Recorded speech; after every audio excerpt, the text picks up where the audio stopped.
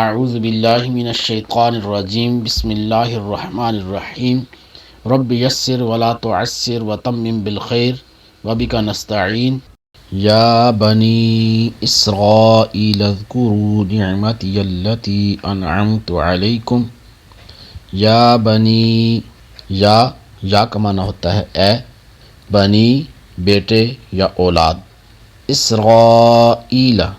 اسرائیل یہ دو الفاظ ہیں۔ اس کا معنی ہوتا ہے عبد یعنی بندہ، اور ایل سے مراد اللہ، تو اسرائیل کا معنی ہوا عبداللہ یعنی اللہ کا بندہ۔ تو یہ عبرانی زبان کا لفظ ہے اور حضرت یعقوب علیہ السلام کا لقب ہے۔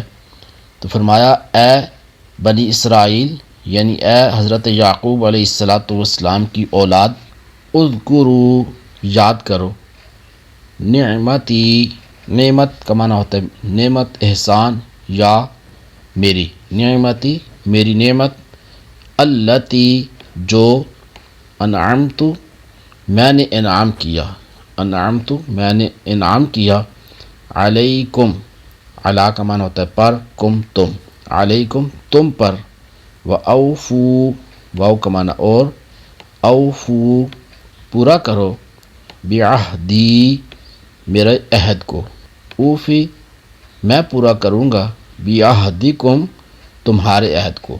اے یعقوب علیہ السلام کی اولاد، یاد کرو میرا وہ احسان جو میں نے تم پر کیا، اور میرا عہد پورا کرو، میں تمہارا عہد پورا کروں گا۔